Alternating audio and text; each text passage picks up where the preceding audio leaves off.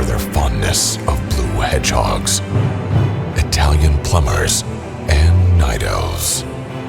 There is a place where those that are persecuted can find solace and lulls, where like-minded geeks can join forces and together grow stronger, as together they can wield unimaginary power, invade enemy lines, and loot bosses. Together, they are Epic Geeks.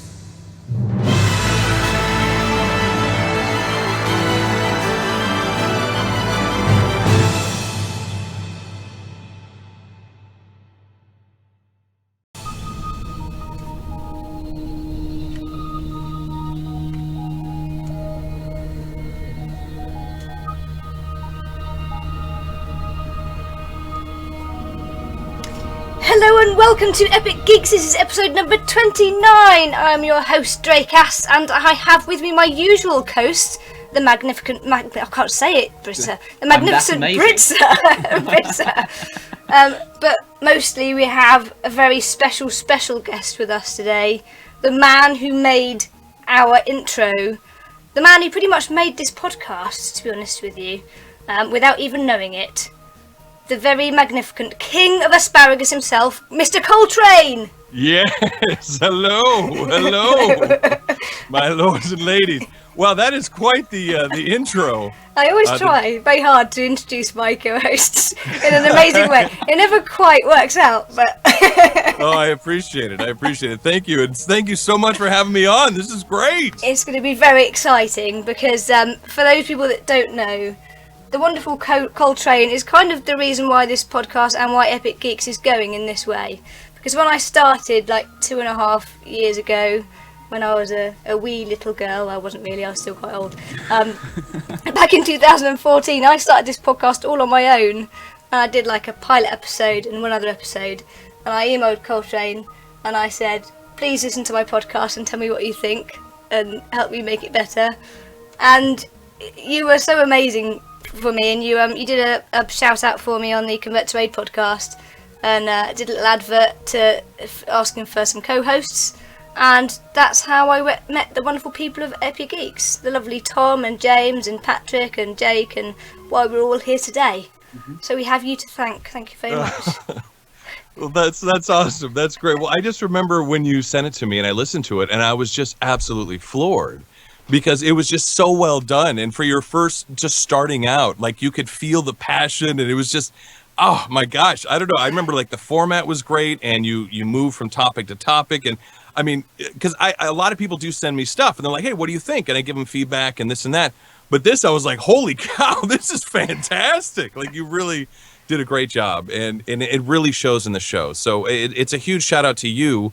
And to all of your co-hosts and everything. It's your hard work, your perseverance that has led you to being here. So congratulations to you and to all of your hard work. It's incredible. Thank you very, very much. That touches me in my heart. What else to say? So this is going to be really fun. We're going to have a fun podcast. And I suppose we might as well just get straight into our first little segment. What are you playing, you geeky gamer geek you? My favourite bumper of the whole show. Britzza, what have you been up to the last couple of weeks? What have I been doing? Okay, so I think without turning this into a World of Warcraft podcast, which it might do, to be honest. Which it might turn into. Exactly. Yes!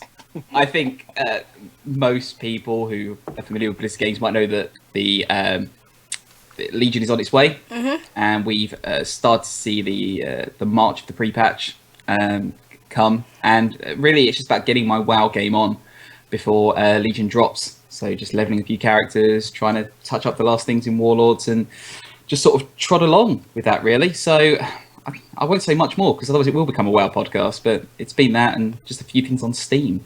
Really? I've been a dirty console gamer this week. Last 2 weeks. I've been playing Destiny. I've been playing a lot of Destiny lately. And the really interesting thing that's happened the last 2 weeks is, I mentioned that James Megatron, our old co-host, has been playing a lot of Destiny in the past, and I haven't seen him online for a long time. He started coming online again, so I kind of messaged him and said, hey, how come we've never played Destiny together? Long story short, I've now been playing Destiny with James and all of his friends who play Destiny. So I now have my own little, like, clan. Awesome. Called the Sith Lords as well. Awesome name. Nice. So they're going to take me raiding and stuff, and we've been doing lots of PvP. That's been really awesome. We've been enjoying that. And Sunset Overdrive as well was a free download on Xbox Live about 2 months ago, I think it was. Been sitting on my hard drive, haven't touched it. But I remember it was a game we talked about quite a lot on the podcast when it was mentioned at E3 quite a while ago. And I gave it a go, and it's a really fun game. I've nearly finished it. I've literally played about 15 hours of it since I started. Getting to the end, and it's kind of, it's an open world third person shooter, but it's almost got a platformer kind of feel to it. I don't know if either of you have played it. It looks insane. It is mad. It doesn't take itself seriously at all, like not at all, and that's the way you have to play it. You just jump on and just have fun at shooting things.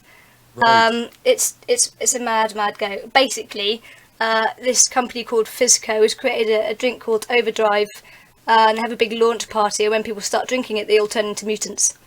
So you have these three baddies, the mutants, the humans that are alive and hate you for some reason, and Fizco, who are the company that are trying to like stop this getting out to the rest of the world. So it's quite an interesting game. It's a lot of fun. If you haven't picked it up, it's well worth it. Unfortunately, it's not free on Xbox Live anymore, but that's that. So Koltrane, I think I know the answer to this anyway. But what is your game of choice at the moment? Well, I got to tell you, it's been Warcraft Legion, the beta. I've been obsessed with beta, been leveling everything up to 110 and kind of getting prepped and pumped for the release of Legion on August 30th. So I thought to myself, leading into Legion, what is the one class that no one else will be playing? And I thought I would play that, so I naturally chose Demon Hunter. Because no one will be playing Demon Hunter. You'll be the only one on your server. Yeah, like, I'll be the only one. Like, guys, really, you should try Demon Hunter. Like, no one will be playing this. So I thought, maybe I would give it a shot for the community to try it out for everyone. Be the individual. And see how it is. Yeah, so I've been messing with that a ton, and I actually really enjoy it. The tanking spec on it, Vengeance, is phenomenal. It's got great self-healing, and then the DPS part of it, too, is great. It's in the talents actually change your rotation, which makes it very, very interesting, but to like a hardcore sense, not like, but anyway, I won't dive too much into it, but Havoc is a ton of fun to play, very fast combat, very mobile, especially with this momentum buff that you get, and it's phenomenal. Really, really enjoying it. Exciting times for Warcrafters everywhere. It is. It's a nice lead up as well to our first news segment. So thank you very, very much for that. Epic Geeks talk rubbish about gaming news they know nothing about. Perfect segue. Wow, Legion patch has just dropped. Now this is an interesting time for me because unlike the last few years, I haven't played World of Warcraft for a long time. I'm not even a subscriber anymore. And I know I haven't been subscribed for months. I even said to Tom about 6 months ago that Legion might be the first expansion that I don't buy, purely because of time and I've got other things to play. However, when I hear Tom and you, Koltrane, talk about it gets me quite excited because WoW has been a part of my life for a very, very long time, and it makes me feel sad that I won't be buying it. So I kind of thought this might be a time for you two, regular players, having played the patch, played a bit of the beta, to maybe explain to me why I should buy Legion. Or talk me out of it. It shouldn't be too hard. I'm so easy. I'm so fickle. I'll be so easy to talk around. I want to give way to the guest host on this one. Colt, take the lead and I'll back you up. All right, well, here's the thing. So, Draycass, you will be buying Legion. That's the thing. You don't know it yet, but you will be purchasing it. You will be going back to your roots in the class fantasy. What an incredible thing they've done with Legion is class fantasy. You really feel what was your main? What was your main? I was a priest. Oh my god! Oh, a priest. Okay. And a hunter. I had a hunter as well, but priest was my main. Yeah. So what they've done with these artifacts and these class halls is it is completely the fantasy. You feel like a priest doing priest things with your fellow priests more than anything, more than any other game. I mean, I've been playing Mage for years, and I'm in the Mage Hall, and there's, books flying around and mages doing magey things, and you're on these quests that are like the story is incredible, and how it develops and goes throughout the expansion is just phenomenal. Like, it feels like it's going back to its roots in a weird way, and I'm having so much fun, and I look forward to logging in. I can't wait to get back in there and see the next part of the story and develop my artifact and see what's going to kind of happen next. But Britzza, what do you think? I want to stick with that idea of going back to the roots, because I think you're right, totally right, that gameplay, you're going to totally feel like classes are unique and that it's worth playing other classes to get a totally unique experience to what's going on. I mean, yes, you're playing the same story near enough, but the story itself is really going back to, I think, what, like, the peak WoW community, back when it was in its 10 millions, that we're going back to that story, back to Illidan, we're going back really to the Burning Legion. I mean, yeah, we've had the Funky Panda expansion and we've had the Funky Go Back in Time expansion, but now we're going to actually do some good old-fashioned warcrafting. And Blizzard has been so on the ball, I think, with making sure that this story is going to be familiar with sort of the core lore of Warcraft, whilst at the same time bringing something fresh. I mean, we're going to, there's so much stuff going on in this expansion, so much stuff we still don't know, and that we're going to have to wait for the raid patches to see. But it's going to draw a lot of nostalgia out of you, I guarantee it. And who doesn't love Illidan? Well, he's our cuddly little demon hunter. He's everyone's favorite bro. Exactly. Damn you both! You're already making me want to go pre-purchase it. I'm telling you, it's amazing. Well, even things like replayability. If you're playing a paladin, for instance, you'll do a certain part of the story of like Holy Paladin, right? And you'll do that kind of type of the story. And then you'll do Ret Paladin, and then you'll go to the same area, and the event that just occurred with the Holy Paladin just happened before. So you're seeing the aftermath of that, but now as Ret. So if you switched specs, this happens on some of them, you can see like other stories develop. And also, like, the Paladin story actually ties in, I think, to like the Rogue story or something. They all kind of tie in together, and then also tie into the world. So different specs tie into other specs, which tie into the world story, and there's incredible replayability.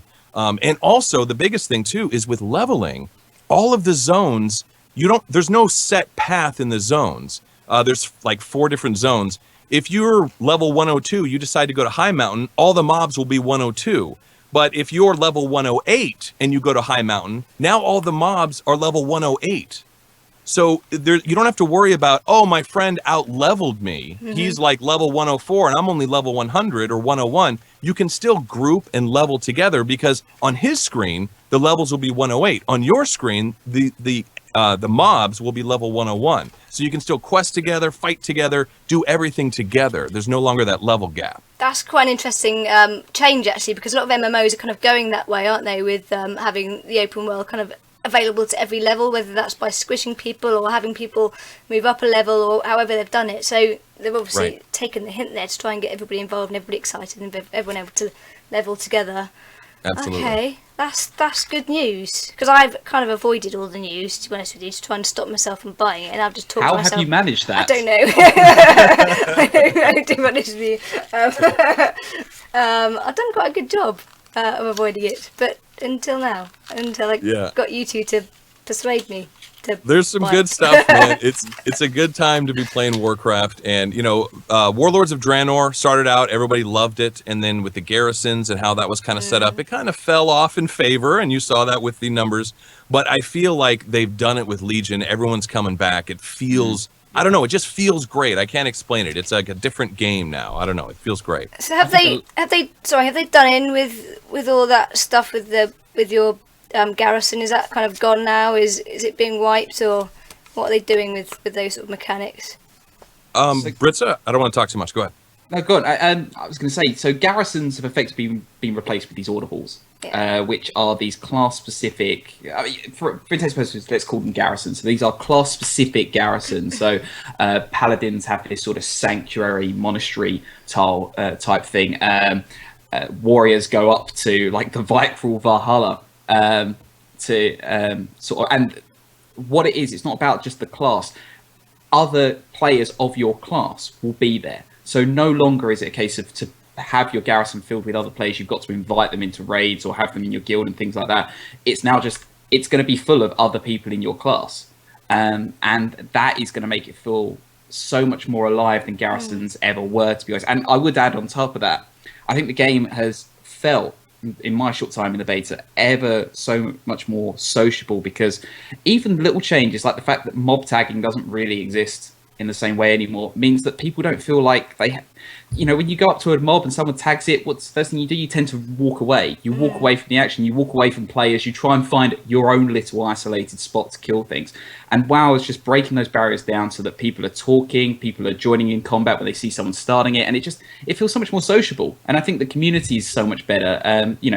Colt, you've obviously come from a background where community's been so strong, and I think for me, who sort of is very casual with community and likes to dip in and dip out, even for me, it feels like there's always an opportunity to get involved with other players, and that's going to be a great thing.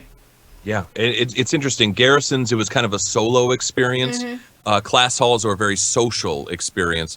Like he was saying too, the warrior is in Valhalla. You're essentially in the Viking heavens, and you're up there and you see other warriors and you see their armor. There's training dummies. You can practice and do your thing. Now, as far as the garrison stuff goes, they took the best parts. So you have offline progression. So you can send your guys out to do your thing. So like while you're at work or whatever, you still can gain stuff.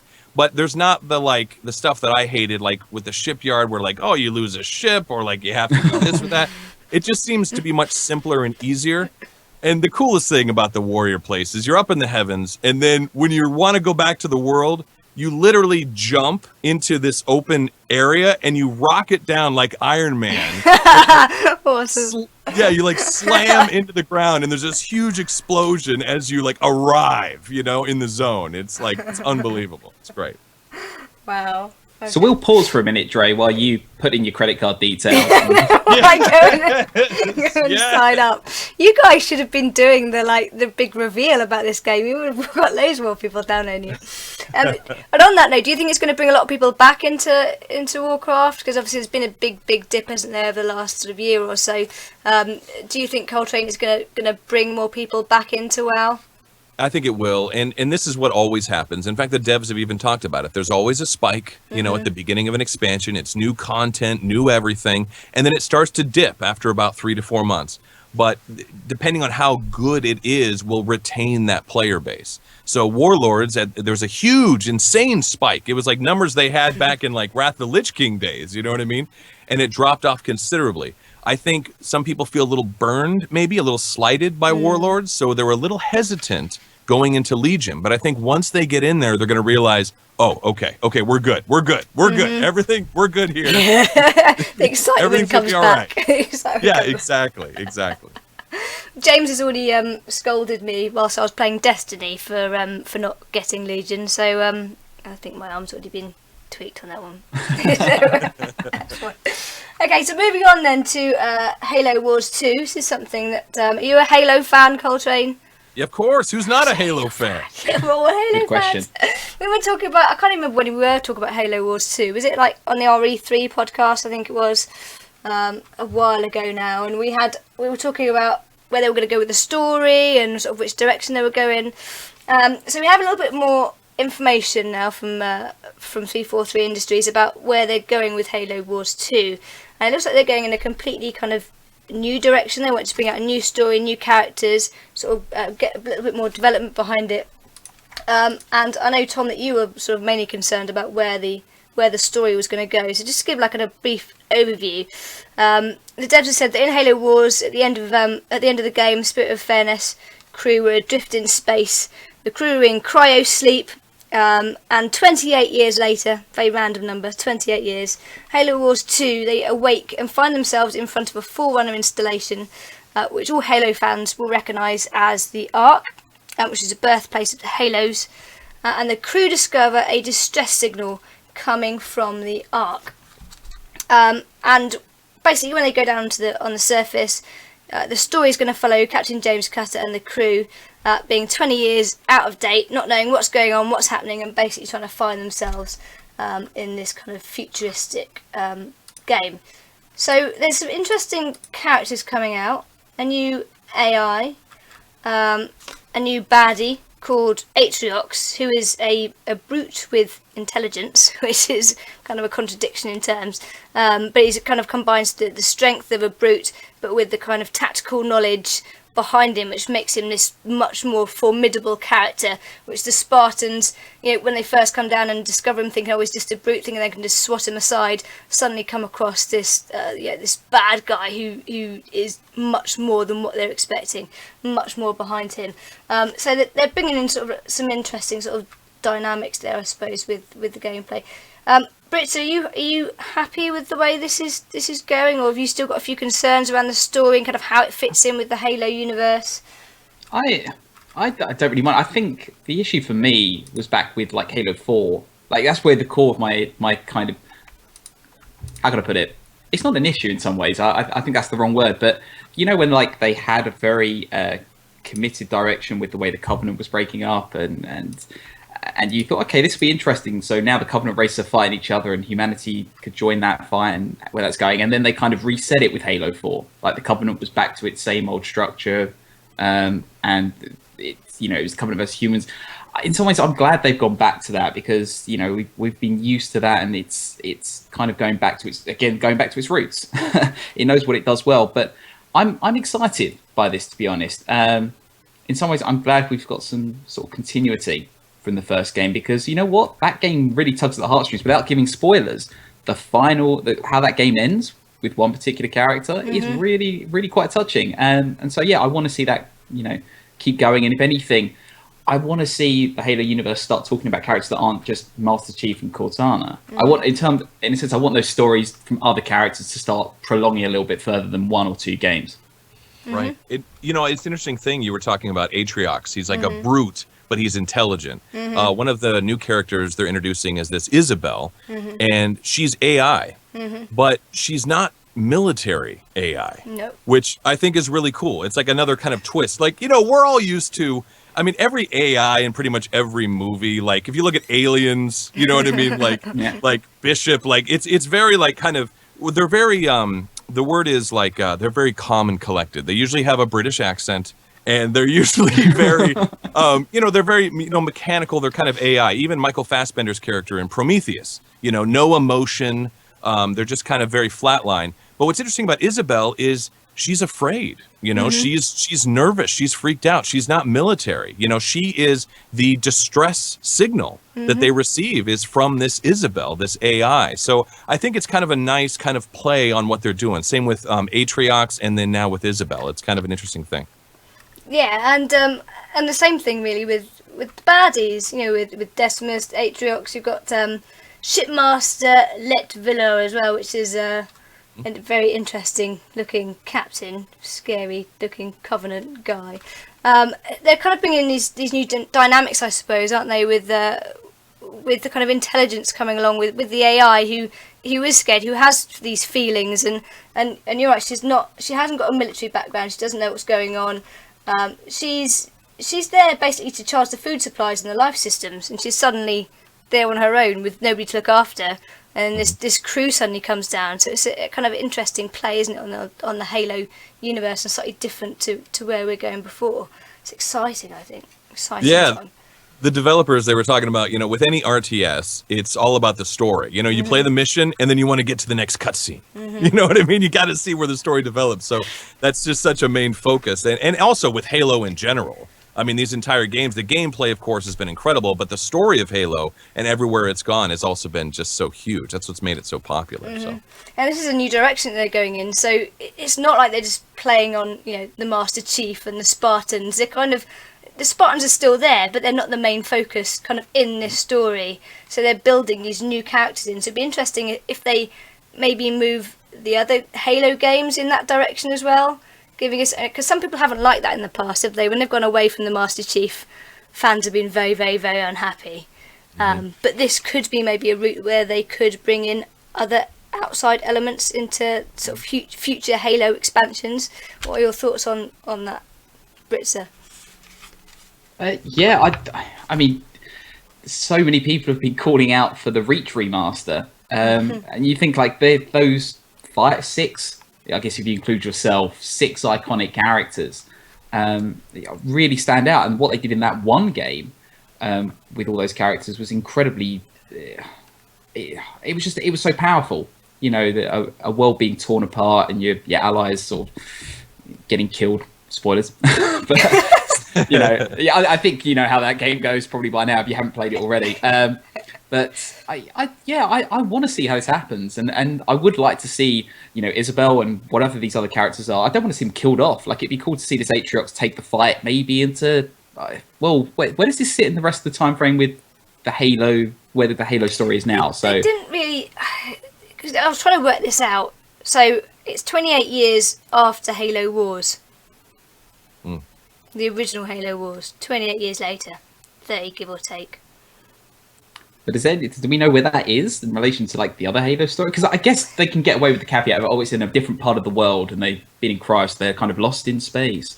It was Halo. It was Halo 3, wasn't it, that we came across the Ark?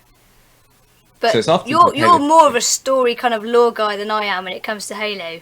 And I'm confused. Which doesn't really say a lot. But I'm not sure whether this is before or after Halo 3.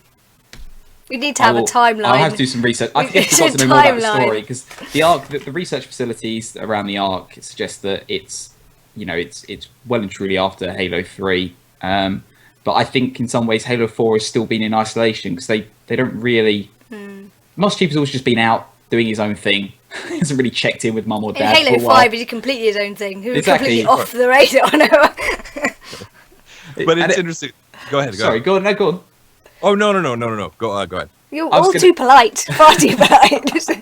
I was going to say, if anything, the interesting thing about the way the AIs are going is that they developed a sense of fashion. Cortana was just bare bones, and I don't know if anyone remembers Roland in like the World War II. I think it's the American flight suit, which I never really got. And now, you know, we've got like a, I don't know, the typical modern day fashion sense. Yeah, exactly, modern day look. And I think that's interesting that the AI have not been upgraded, but they've been given clothes, which is always it's almost useful. an anime look about it, isn't it? Almost. I guess so. Almost. Kind of. Sorry, Koltrane, I stopped you halfway through. Oh no, you're good. I was just going to say, to address the complaints about no Master Chief, they're introducing a character called Chief Master, so it should be fine. Very different, but similar in some ways. So just slight twist on the original. Yeah, exactly. Nothing to worry about. No one should worry. We've got Chief Master coming. So she's a female. She kicks ass. That's all I'm going to go by. Nothing to worry about. For those of you looking at the video as well, you'll probably notice that Tom and I are getting more and more red and hot and sweaty as this podcast goes on. Because our windows are shut to stop the noise coming in, and it is so hot here. It's probably not hot compared to the rest of the world, but to us, it's like being in a sauna. That's right. Well, yeah, because over there, like 60 degrees, that's like hot summer weather, right? Like, I don't know what 60 degrees is. That's true. It's different over there, right? I'm sure it's it's up to 32 degrees centigrade, whatever that is in Fahrenheit. Gotcha. That's dead. Well, then we should talk really slow. Just kind of draw it out. Okay, so that's Halo Wars 2, and Overwatch is another exciting news. Going back to some Blizzard games. So Overwatch, obviously a massive game, been out the last few months, I guess now, isn't it? It's been out quite a while. It's going to be getting a new TV show or a new tournament on TV. So the Overwatch tournament's final will broadcast live on TBS, and the winner will take home £100,000. So it came out in June. The TBS will air, and the final. Hang on, if I start again, I can't. It's because it's the warmth. I'm all hot. TBS will air the finals of £300,000 tournament, dollars tournament. It will start on Saturday, July the 23rd. So it was yesterday. Turner's Broadcasting esports organisation E-League and competitive gaming platform Face It are hosting the Overwatch Open.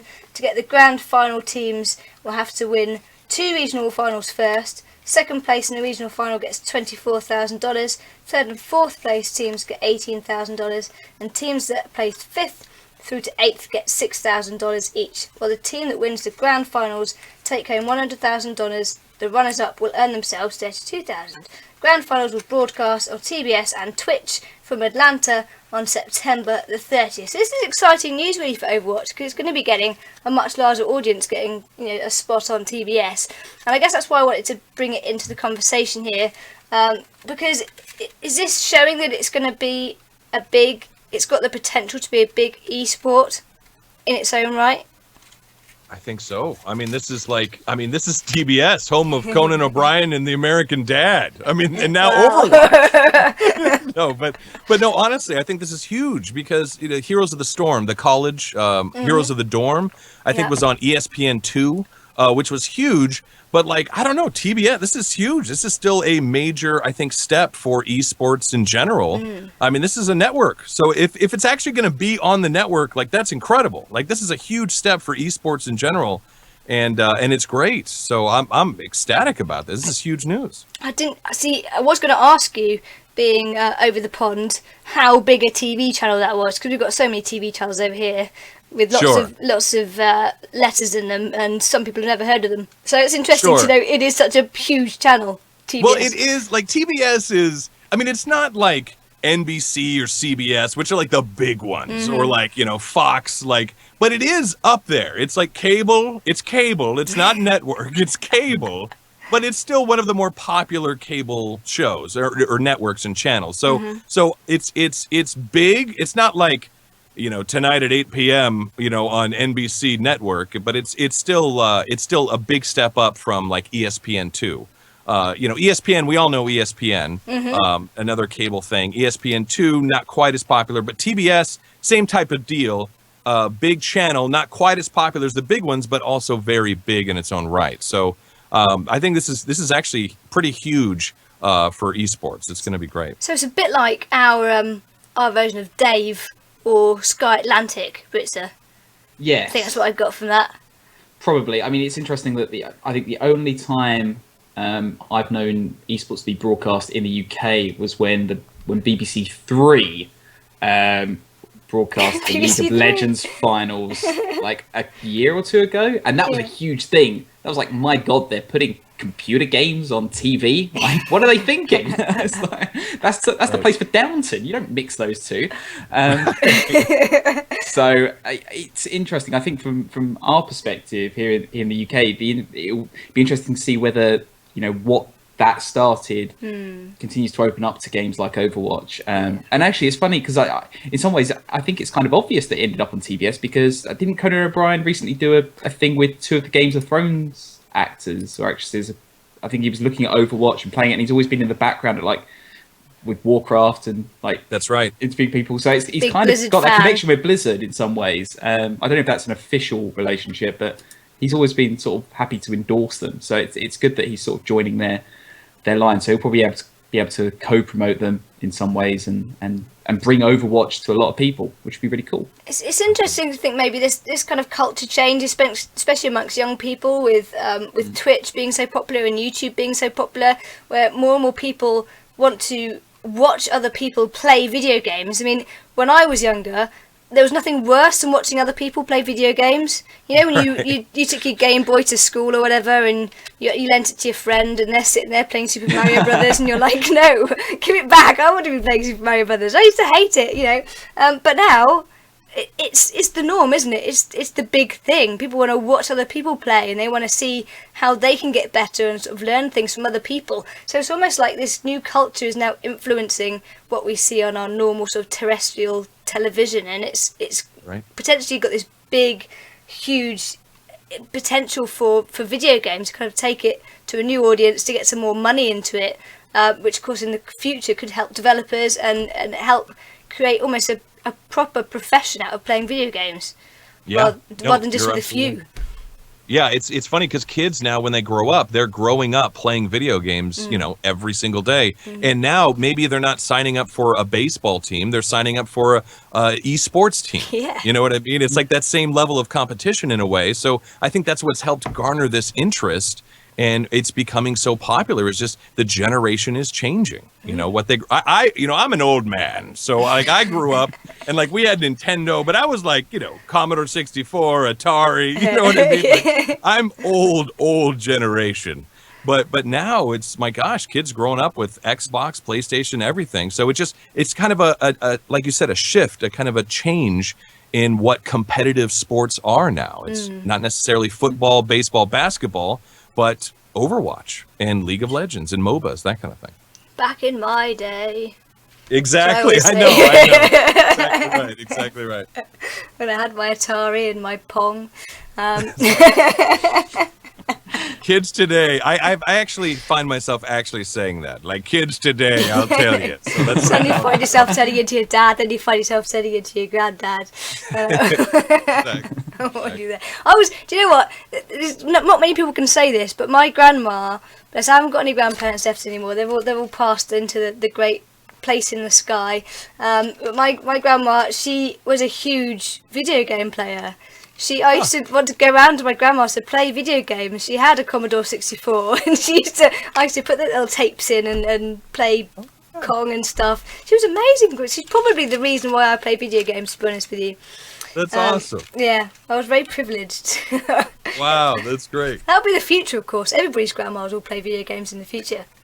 That's true, including us. We're going to be old and still playing. Yeah, we'll be here talking about it. What do Geeks of Azeroth think about this Overwatch phenomenon? I know you've been talking about it quite a lot. I guess all of us, when we've been talking on the show, have agreed that Blizzard has been really trying to show the world that Overwatch is a viable game. I mean, it's funny how they released Overwatch and then you notice things like Battleborn coming out. I think in some ways, unlike the MMO scene, they have joined this sort of MOBA first-person shooting genre, whatever that is, with other people. And so they've got a real push to one, show that they've got something that's different, and also they've got a real push to show that this is something worth watching, because this, unfortunately, they're their own worst competition. Think about how many games they've got now, and they've got to try and get their audience to retune into Overwatch. And I think this is a great test for them, not only on the network, but also in the lead up to BlizzCon. Just to see, when they get to BlizzCon, they'll no doubt hold something, and it will show whether Overwatch can be a game that has as much intrigue in the players and the teams, because I think that's the strength of esports, is that like professional footballers and baseball players over there and things like that, you can follow careers really well. I think this is going to be a big proving point for them, and this is the first step. Again, I really like the amount of money they've got in behind it. I know the other guys on the show do. They need to put some serious money behind this. $300,000 is fantastic. With Heroes of the Dorm doing scholarships was brilliant. So yeah, I'm really pleased. Blizzard's not holding back, and I don't blame them, because they've spent a lot of time working on this game. So they really need to, help make the most of it. Exciting times for Blizzard all around, I think, generally. And So, they've covered every genre too, by the way, at this point. They have. They're kind of branching out. They're trying to take over the world. Well, there might be one little app-based game they haven't tried. No. Very nice segue. Thank you very much, Britzza. Moving on to the game that, well, if you haven't heard of this game yet, you're probably hidden in a cocoon somewhere, because Pokemon Go has quite literally taken over the world. And I blame the Australians and the Americans, to be honest with you, because me and Tom didn't really think much of Pokemon Go when they were talking about it at E3. We kind of skimmed over it in our E3 coverage and just went, yeah, they've got some game out called Pokemon Go that they're going to be showing, and let's just move on, because we don't really deal with Pokemon. And then all of a sudden, the news was covered in Pokemon Go, because it was released in the US and over in Australia, and everybody just seemed to be going mad. Like, everybody was out on the streets walking around with their phones, and walking into random places like hospitals and hanging outside the Sydney Opera House in large crowds and outside people's houses and doing stupid things like falling off cliffs and everything else that we're going to talk about soon.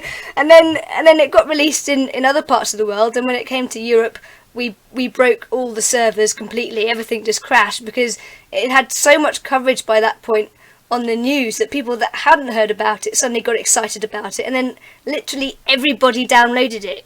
Like Apple said, it's the biggest downloaded app that they've ever had, ever, which is just ridiculous. It's taken over the world. It's taken over the entire world, and it is a phenomenon. What was it like, Koltrane, when it first came out in America? Did you notice people wandering around looking at their phones? Well, I was like you. I didn't know anything about this. Like, I've heard about it, like, oh yeah, okay, Pokemon Go, another Pokemon. Okay, cool. Because I'm not like a massive Pokemon fan. And then, yeah, it's just all of a sudden, like, everyone is playing Pokemon, and it's insane. And I'm driving down, and I just see groups of people just on their phone and, stepping in front of traffic, and, that kind of thing. And I actually did see a car that had a Pokemon logo on their back windshield that says, may cause frequent stops. On their back windshield. It was like, okay, amazing. I'm not going to get in that person's lane. I'm just going to kind of move over here. So it's an amazing thing that it's this phenomenon, like you said, it's like brought people together. People are going outside. People are getting, vitamin D, like they're getting tan. Like, what is this? Like, it's unbelievable. People who play video games don't normally see the sun. It's, Exactly. It's a very odd, strange thing, it's just been huge. It's been absolutely huge. It's what I liked about it, when it came over to the UK, I said to Britzza, we're going to have to download this game so we can talk about it in the podcast. We're going to have to play it, see what it's about. And there I was. It was like watching Google Maps, but you're walking along and all of a sudden this Pokemon appears. And I remember back in the day when I watched Pokemon on TV, and you watched Ash and his adventures becoming a Pokemon trainer with Pikachu on his shoulder. And he'd go around and find these random Pokemons, and he throws Pokeball at them. And I was playing this game thinking, oh my god, I'm Ash. I'm him. I am actually a Pokemon trainer. And it got to the point where I was walking my dog along, and I would see a bird or something flying out of the trees, and I'd think, ooh, a Pokemon. And I was like, no, this isn't real life. It's not the same thing. Like, I can't catch that swan that's on the river. It was a really surreal experience, and I would be wandering along and see groups of adults and children looking at their phones, and I'd quite often just look back just to see what was on their app, and 9 times out of 10 it was Pokemon. I was not alone in this experience. You're not too far from me, Tom. You're over about 20 minutes away from me. Mm-hmm. What's it been like where you are? I have to say one thing. The funniest thing for me is that it's now become cool. I've been seeing videos online and like when I've been out and about, it's now become cool to play a closing song at a club, play Pokemon. The Pokemon theme tune is now a cool thing to end at 3 a.m. in the night when everyone's drunk. It's the weirdest thing ever, and I'm not embarrassed that I know all the words. But who knows? I didn't know that song had a second or third verse. It's the weirdest thing ever. It's not just the song people know. There's other words to it. So that freaks me out. But going back to what you said, I think the craziest thing for me before I downloaded the game was I was going to meet a friend, and I walking up the road to one of the pubs around the corner. And the funniest thing was I passed this group of, I can only describe them as like your typical sporty, like football or rugby or, guys, jocks, as they say. Jocks, yeah, that sort of look, and like people who you probably think are like just I don't know, but you just think the last thing they're doing is playing Pokemon. But that's what they were doing. Like a group of 7 of them walking around trying to find Pokemon, and it's just so weird that, like, how can I put it? Social groups who you might not think one would be into Pokemon and 2 necessarily be playing video games that much are doing it, and it's just such a weird thing. to see that, you know, everyone is getting involved, and in some ways it is breaking barriers. But on the other hand, I was sitting down for a drink earlier today, and I heard this sort of, shall we say, this more elderly couple bashing back the game as something weird and whatnot. And I think in some ways some people don't get it. So I guess throwing the question out to you guys, why do you think there is some negativity about this game? I mean, there's always a level of negativity around computer games. You know, we all get it. You're either a computer game player or you're not. And the people that don't play computer games generally don't understand it. They're like, why would you want to be in this virtual world collecting things that aren't real and get excited about it when you could be going out doing real things and collecting real things? You know, you could be collecting stamps. Technically, it's not a lot different from collecting stamps, is it?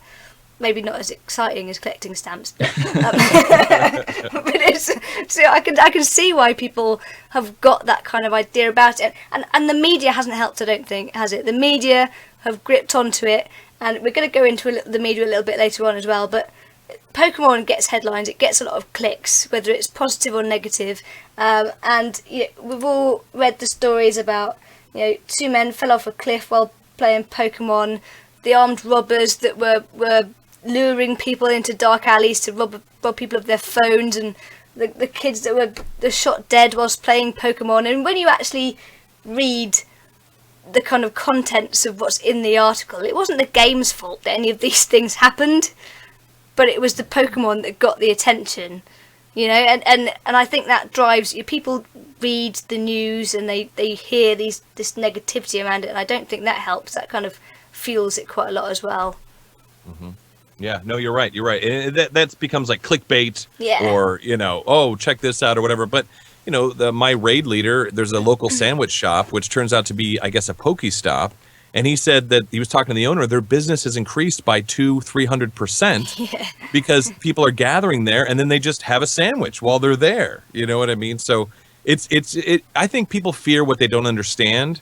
So they're reading, you know, and it's just like my mother-in-law, she doesn't understand Warcraft and that I raid in Warcraft. So when I'm like, well, I have to go raid now. She's like, what do you mean? Oh, you've got your raid, you know, and I'm like, all right, I can feel the judgment. I'm sorry, I have to leave. You know what I mean? It's like, People go, I can't pause it. No, just it's a computer game. Of course you can pause it. No, you don't understand. I can't pause it. If I go, I'm the healer. People will die. That's right. That's exactly right. You get strange looks. I know, it's very, very odd. Yeah. One of the things that stood out for me actually yesterday, there was a Pokemon meetup at Big Ben, and hundreds of people turned up for this. And, you know, whether for that is phenomenal. Like, you know, there has to be some sort of riot or political turmoil for that sort of people to gather outside Westminster, but, you know, they're all playing Pokemon, and it's so amazing how it's brought people together. I mean, I've seen videos of people running into a field, hundreds of people running into a field because someone screamed, I found a Charizard. You think, Right. you know, how cool is that in some ways? That, you know, I think it goes back to what you said, Koltrane, that people are going outside and meeting people and they're chatting and being sociable, and I just don't see what's wrong with that. Yes, of course, there's the caveat that you should never overestimate you know, safety at any time, and you should always be aware of your surroundings. That goes without saying. Yeah. But I think that this is just a great tool, and in some ways I'm more interested in what other companies do with this technology or this sort of thing going forward, because its potential is massive, clearly, and the appetite is clearly, you know, humongous. It's definitely got a lot of potential. There's so many things that people could do with it. I mean, it's this kind of game is perfect for Pokemon. It was made, wasn't it, for this particular game. But there is a lot of sort of potential for other games maybe to get into it. I mean, going back to kind of the negativity quickly, just to talk about kind of the safety elements. You're right. You know, people do have to remember that when you're walking along looking at your phone, you do have to. It's a bit like when you use your sat nav and it tells you to turn right, and people end up turning right down a railway track. You know, the sat nav wasn't telling you to go down the railway track. Just because it said turn right, it doesn't mean you turn right immediately. Right. It's kind of the same with this app, isn't it? It's not the app that made people fall off the cliff. It's people not looking where they were going that made them fall off the cliff. And the people that are robbing the kids of their phones, they were going to rob people anyway. It wasn't Pokemon that made them rob people. But people have to consider their safety when you are going out. Just look up from your phone occasionally, and Right. don't fall off cliffs. I know, it's a funny thing. You're exactly right. Well, this is such, in my opinion, such a wonderful, amazing thing that people of all different shapes and sizes are meeting each other and talking and joining and bonding. Like, humans are meeting other humans now. Like, and I'm not trying to get political or anything, but like, we're kind of told fear, like, stay in your homes, don't go out, like, this could happen to you and this could happen to you, and no. And now, because of this game, there's these pictures of 30, 40 people all gathered up because somebody dropped a lure in one area, and now people are hanging out and meeting and talking, and it just fills me with such joy. Like, there's hope for the human race that, like, we're now talking and meeting each other and having a great time. But you're right. On the same token, you also have to be safe and careful, and the people will always ruin things. Like, people are always, will ruin everything that are designed. Yeah, so there is that. But, it was interesting. Like, there was a Pokemon player that was tasered. He was at this park. So basically, it was like 2 o'clock in the morning. There was this group of people playing Pokemon at like 2 o'clock in the morning. And police were called because those are after hours. So you're not supposed to be there. So police show up. All right, everybody has to leave. Park is closed. And this one guy just refused to leave. And he was resisting arrest and refused to leave. And they said, and everyone else left, by the way. Everyone else left except this man. So eventually, because he was resisting arrest, he was tasered. Well, now the headline is, Pokemon Go causes man to be tasered. Well, no, the man was refusing. Everyone else was fine. It was just this one guy. It was him. He caused the police to tase Exactly. him. Yeah. Exactly. He could have just walked away. I have very good experience of this. People aren't always very good at walking away when the police tell you to. When the police tell you to go, you go. Yeah, it's not Pokemon's fault, people. It's not Pokemon's fault. Right, but it's clickbait. It's what's going to cause people to click those articles and read about the negativity, There's a very, very, very good post on Huffington Post. If you Google Pokemon Go if Pokemon Go is narrated by David Attenborough, and I might put a little bit of a snippet in the YouTube and in the podcast later. But someone has basically put clips of David Attenborough's voice and put it on footage of Pokemon and combined it, so you've got David Attenborough narrating Pokemon Go, and it's just the most amazing thing I have ever heard, ever. And the Pikachu returns to its natural surroundings. I kind of think if they make Pokemon Go 2, they should definitely pay David Attenborough to put his voice to it, because that would be amazing. Absolutely amazing. But going back to kind of Tom's point, Koltrane, what do you think? Or do you think there are other potential games that maybe jump out at you as being able to use this technology, kind of walking around in the world, on your Google Maps, technically, that other companies could maybe jump onto and start using? Oh my gosh. Well, I guarantee you right now, every single software company on the planet is burning overtime and working on something right now. Like, they are going crazy. But like things like in World of Warcraft, battle pets. Yes. That would be amazing if using this AR, this augmented reality, not virtual reality. Like, I find that kind of interesting. We've all been talking and hearing about virtual reality. Yeah. This is something separate. This is augmented reality. You take the world around you as you see it, but you insert little things that augment it, like Pikachu and, all these different Pokemon. So yeah, like battle pets would be amazing if you could use this technology, go up to someone else who has a team, and you could actually see the pets fight each other on your sidewalk. You know what I mean? In your world, awesome. In a park, that would be incredible. So I guarantee, and I'm sure Blizzard is as well, there are millions of companies right now. I mean, I heard they even greenlit a Pokemon film that is now being produced, like Detective Pikachu or something like that. I'm serious. Is actually already been greenlit, and they're starting to develop a movie because this Pokemon thing is just going crazy. So, I mean, the money that they're making, I think it was like at one point, this was like a month or two ago, they were generating $1.6 million a day from the store. So I'm sure at this point, with more people playing, it's even higher than that. So it's just a cash machine. It's just unbelievable. A lot of money from a free app. Just goes to show, doesn't it, how much money people are willing to pay to get on with these games. Yeah, I'm guilty of that too. The free-to-play games, the little shop. I was saying in the last podcast, I've been playing this game called Non-Stop Night, which is free. At no point do you have to pay at all for anything to kind of progress your character. But I still paid $3.99 for the little pet that you can have going around with you to follow you around your dungeon. I can't help myself. Yeah. It just kind of happens.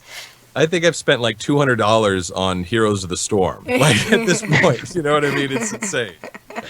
Free games. I think you do spend more money with free games. It just has to happen. Britzza, what do you reckon about potential things? You brought it up, potential games. I mean, in some ways, what I had in mind was the same as Koltrane. I think, things like battle pets in WoW, or even like, in some ways, I think games like WoW, and again, not trying to focus just on WoW, but games like MMOs where you wander around and the aim of the game is to fight mobs and fight raids and beat bosses. And more importantly, as Koltrane will know, get loot. Because it's all about loot. I think if you had an option to go around this augmented reality world and like pick up, find treasure chests that gave you items that added to your game experience in the game world, that would be cool because it would get you out and about, and I guess in a sense it adds value to what you're doing. I don't think it would. In some ways, it needs to be just go outside just to catch Pokemon, like 2 a.m. Oh, I can't get to sleep. I'm going to go out and catch some Pokemon. But if you're like waiting for a bus or you're on a train, maybe you can log on and it will add to your experience. Because you'll pass a few treasure boxes and that will add to your character. That sort of thing I think could be really cool. But I think the sky's the limit because at the end of the day, it's just taking effectively Google Maps and putting things around for you to collect, which is such a simple concept, yet one that's clearly everyone wants to do. And it's funny, actually, I'm just looking at an article going back to funny mishaps, I will say. Two Canadian kids had to be arrested because they were playing Pokemon Go and got so lost they accidentally wandered across the border into the US. Yes, I read that one, yeah. So they were illegally trespassing on another nation because of Pokemon Go. It's probably happened a lot in Europe as well, I can imagine. I can see the Fox headline, hordes of immigrants because of Pokemon Go. Well, I gotta say, one thing that you said is just like an MMO. Imagine if you're in your app, like for Warcraft, and you see the NPC, and he gives you a quest, and you have to go to 14th Avenue, and then you maybe through the game app, you fight the creatures, you get the loot, and then you return back to him. But it's all in this augmented reality. Like, that'd be incredible. That would be amazing. If there's any developers out there that want to pay Koltrane for that idea, and that's right. Exactly. I'm filling in the trademark request now. We could just start our own games company between the three of us. It'd be That's awesome. right. But it's what Tom said. It's true. It's like MMOs really are about get quest, go collect things, come back. That's what MMOs are at their heart. So if you can bring that into this augmented reality. And I don't know, man, if I saw Tyrion Fordring, like, just chilling at my local park here, and he's like, hey, go here, like, that's awesome. That's cool. And the interesting thing is, if you actually play the game, I was thinking about this over the last week, the actual game itself isn't really that interesting. If you take it in its bait, walking around, clicking something, throwing a ball at them, and then when you go to the gyms, the functionality of the gameplay itself, you're just tapping it, aren't you? It's not like it's a turn-based game or anything else. It's really, really simple, and yet it's still got people hooked. So you haven't got to put anything fancy in these games at all. It's not like a huge MMO. You haven't got to, in terms of development, I don't know how much work went into this actual game, but there's not a lot technically behind it. It's just simple. Yeah.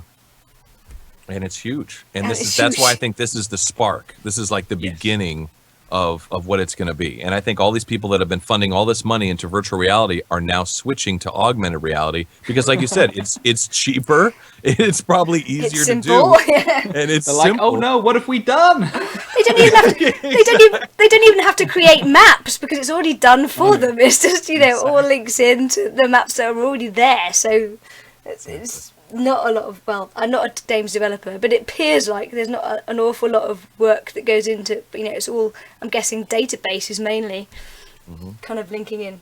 But there you go. I'm gonna kind of move We're still talking about Pokemon Go, but we're running a little bit short on time, so I'm going to move on to the Cage the Rage segment. Now, I was struggling to find Cage the Rage segment this time. Cage the Rage Koltrane is where we find something that's been annoying us in gaming, and we rage about it. So, whilst I was looking for these Pokemon Go articles, I suddenly discovered my Cage the Rage this week. And we'll go into it next. Epic Geeks present Cage the Rage.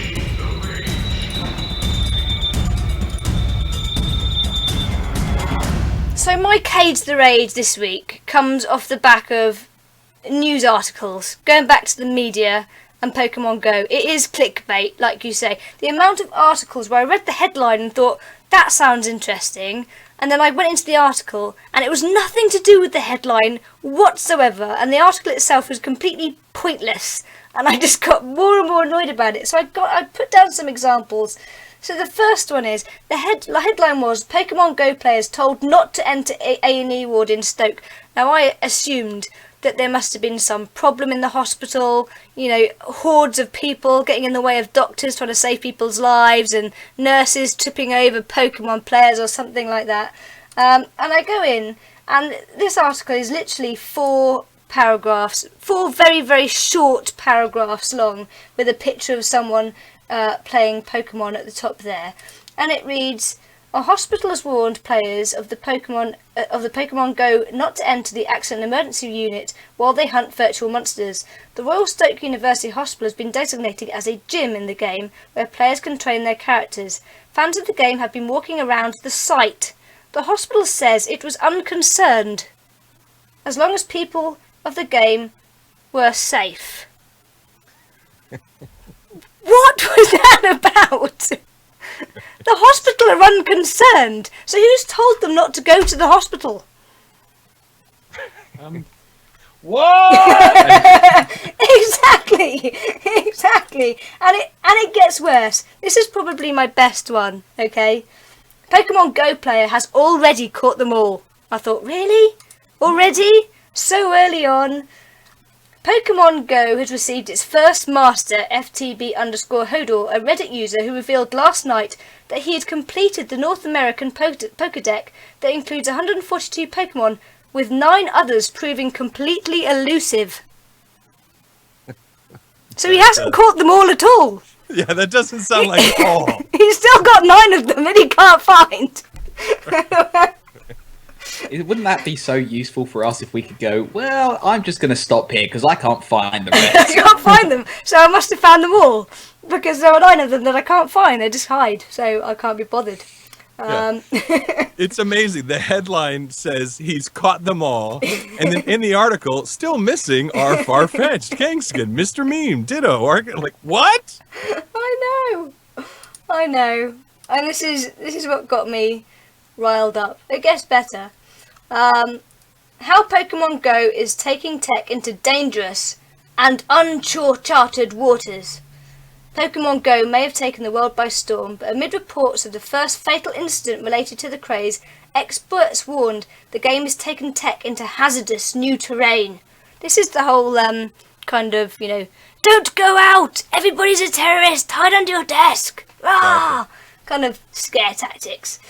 Most people apparently are having a good time and nothing bad is happening to them, but I think that it creates a lot of opportunity for bad things to happen.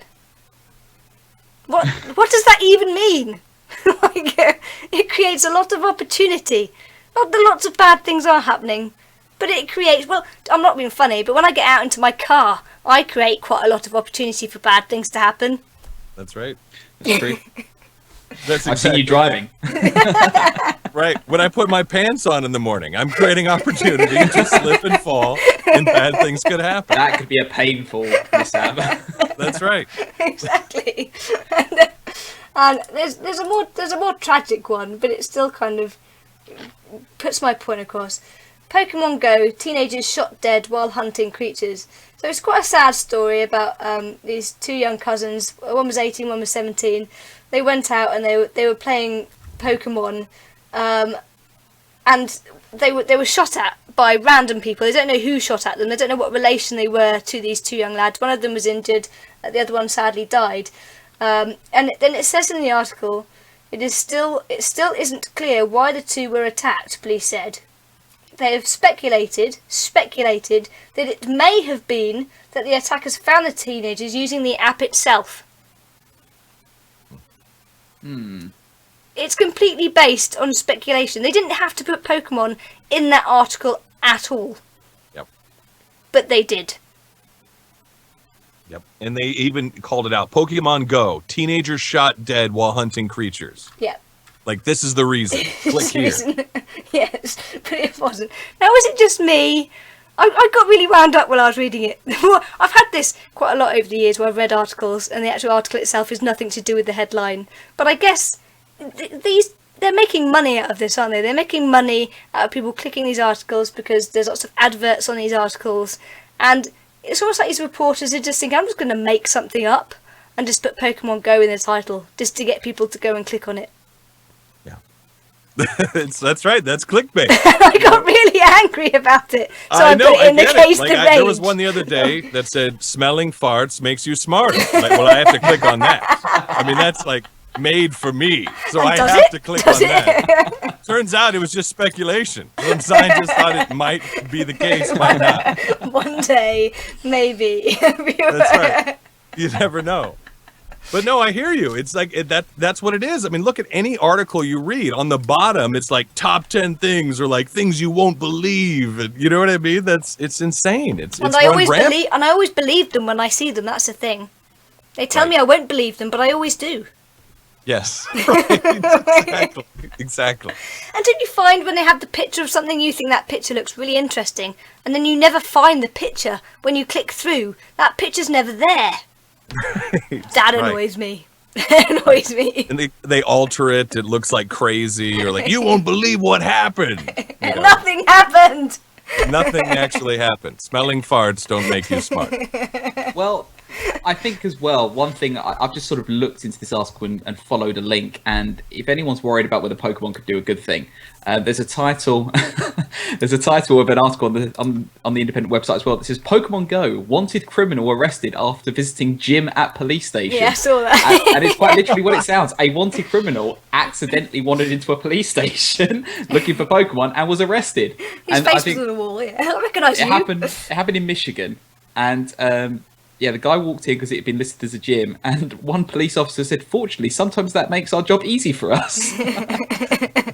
So criminals are now handing themselves in because of Pokemon. So if that's not a force for good, I don't know what is. I'm actually quite disappointed because none of the stations that I work at are a gym. I was expecting it to be, but police stations don't seem to be. I don't know if they've taken it off in the UK or something. Right. I think they're changing it slightly because, admittedly, there are some locations that, like, a lot of them tend to be churches. Yeah, a lot and of there are churches. some buildings I've heard, like in the US and in other countries here in Europe, where a church is listed, or a Poke Center is listed as a church, but the church has since been changed into like flats or a house, and people are like sitting out on the front lawn of like these residential estates, and these elderly people are like, "Why are these people on my lawn?" It's quite literally bringing the stereotype, like, "Get off my lawn!" But it's a bit frustrating. So I think they're going to start introducing a way to sort of get rid of poker centres and I guess apply for others. So I was going to say, don't you think some businesses will pay yeah, to have their, like the sandwich shop, to pay to be a poker stop or a gym? Right. I mean, and you know, another thing that's interesting, airlines. They could, because, you know, different Pokemon are in different areas. Yeah. So maybe it's like, hey, come get a, you know, Polibat or whatever over Pokemon here. tour, like, yeah. Yeah, like Southwest Airlines now offering 10% off flights to help travel and catch more Pokemon.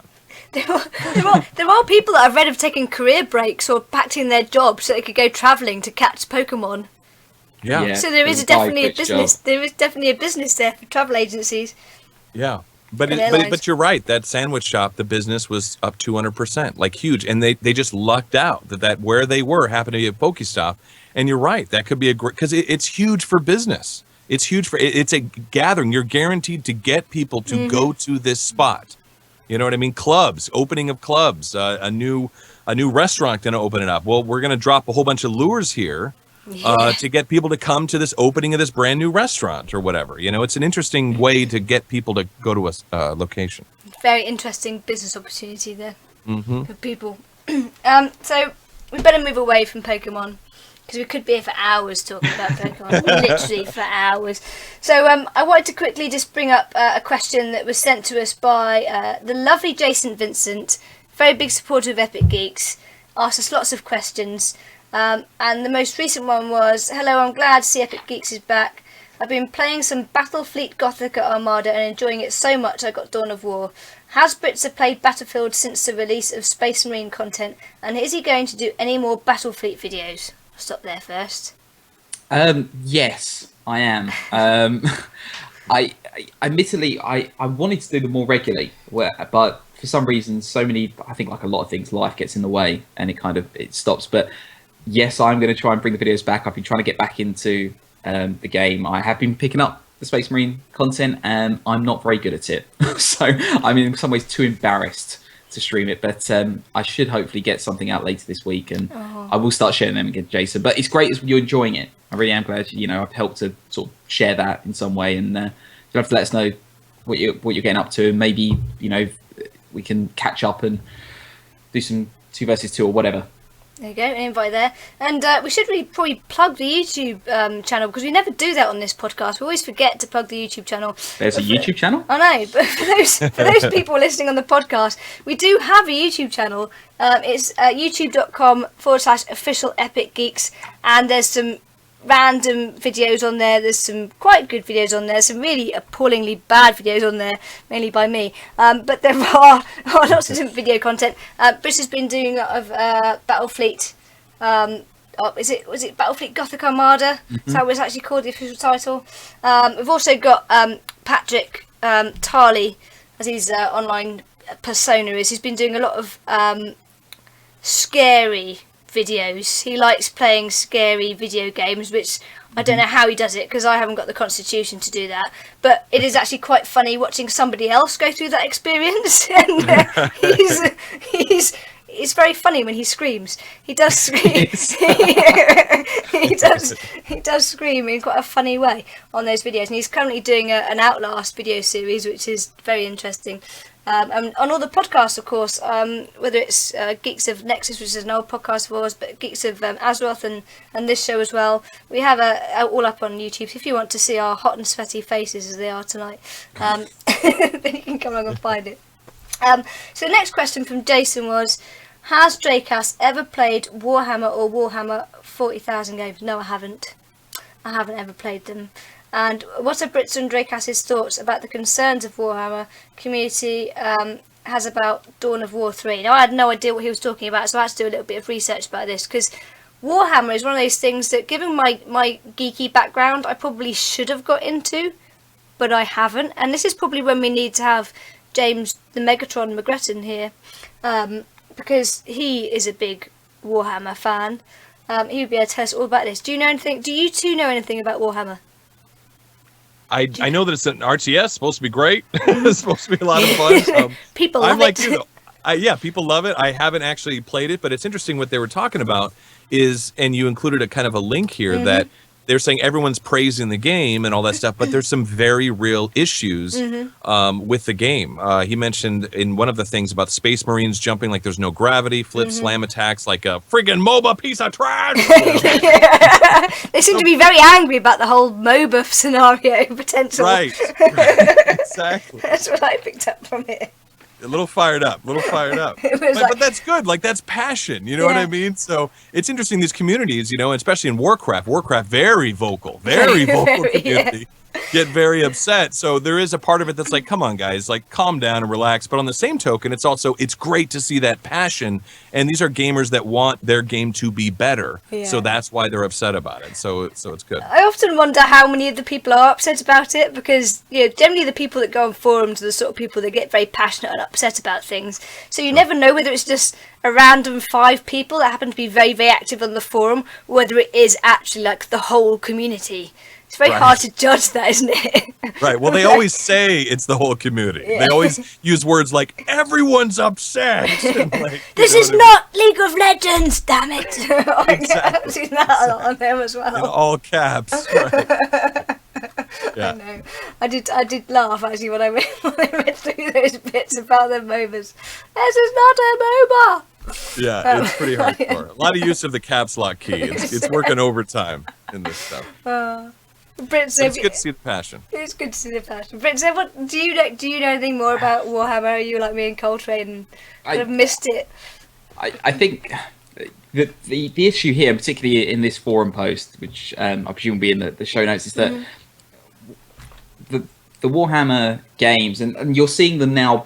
It's an incredibly popular franchise from Games Workshop that you see not only in the Dawn of War series, the RTS, but there's now a Total War Warhammer that came out.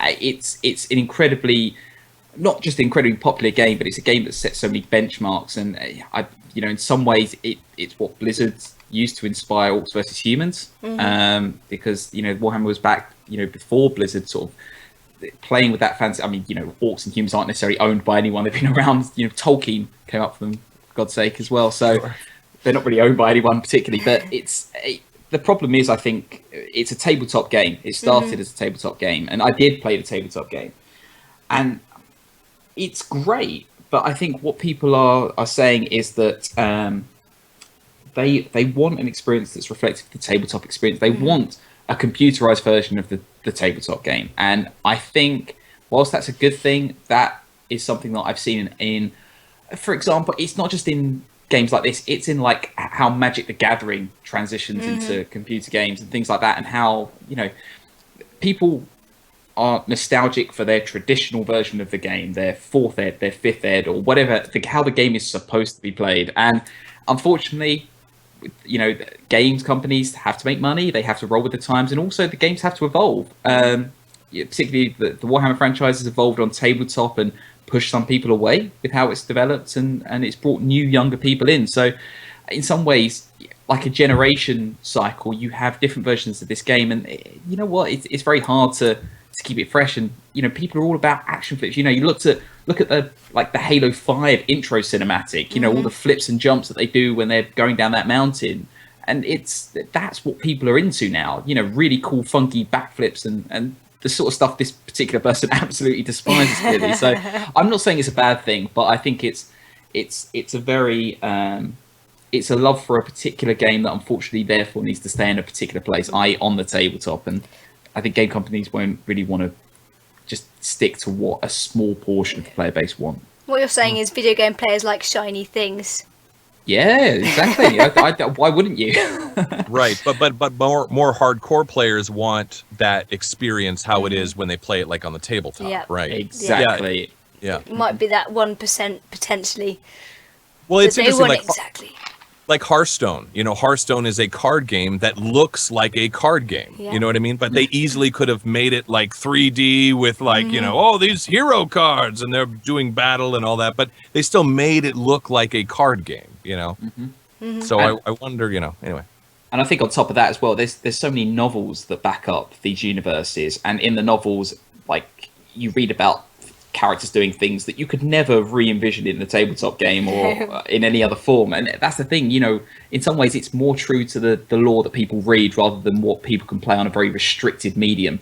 I think in some ways, I think people are getting the wrong end of the stick in that sense. Yeah, and I think, so to answer Jason's kind of question, I think the community has to maybe wait and see what the computer game actually is and how when it comes out, because one of the replies from Bezagron, I think he'd say his name, was quite considered, and he sort of said, well, not everybody has this viewpoint. Some people are quite excited about the game, and he doesn't actually see this kind of MOBAist thing that people are talking about. If anything, he thinks it does look close to a tabletop model art style that they're going for. So some people do disagree with this kind of this view from this portion of the community. So I think in answer to the question, the community has to just relax a little bit, still be passionate, but just put your views across and just see what happens, because it might turn out to be an amazing game that you love. Well, that sounds crazy. You sound like a crazy person.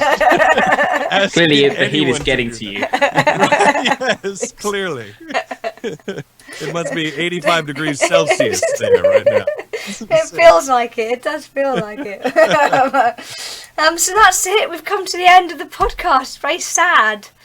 Oh, Koltrane, it's been wonderful to have you here. We've enjoyed it a lot. Thank you. Well, thank you for having me. I mean, really, and also just a huge, shout out to you, Draycass. Huge shout out to you. Thank you for all of your hard work. Putting together a podcast, in fact, a whole network like you've been doing, is an insane amount of work.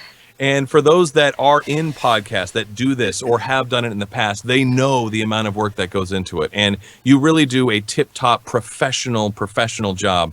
And truly, you're an inspiration to other podcasts out there for the amount of work that you do, and it comes off so well and so clean. There's so much stuff going on behind the scenes that no one sees, and that goes to the brilliance of what you're doing. So I know that sounds crazy, but I'm not trying to be too, but just really like incredible work that you've done and continue to do. So thank you. Thank you very much, Koltrane, and thank you for all your help and support you've given us over the years as well. And, of course. Yeah, you talk about my iPad. That's the background behind all of this. My iPad. It runs everything. A bit like the outro music. This podcast. No, that was the wrong one. You see, I'm not professional at all. There it is. I take back everything I just said. I did that last time as well. I really have to move that. I think it's this one. There you go. That's the one. That's the right one. We have this a lot. We try and be really professional, and we come across sometimes as being quite professional, and then we just throw it all down the pan. It's just like, who cares? It's gone out the window. So thank you very much for listening. This has been episode number 29 of the Epic Geeks podcast. You can find out more about this and other shows at epicgeeks.co.uk. You can email us epicgeekspodcast@gmail.com, and you can find us on Twitter at epic_geeks. Britzza, where can we find you on the Twitter? You can find me at Britzza_EG. And Koltrane, have you got any shout outs, and where can people find you on the interwebs? You can find me on Twitter on _Koltrane, Koltrane. Starts with a K. It's strange, I know. But yeah, that's where I'm at, over on the Tweeter. On the Tweeter. And you can find me at Draycass. So that's it. We love you all very, very much. That's been us, Epic Geeks. Bye! Bye. Oh. This podcast is part of the Epic Geeks Network. To find out about this and other shows, visit epicgeeks.co.uk. Epic Geeks. For gamer geeks, by gamer geeks.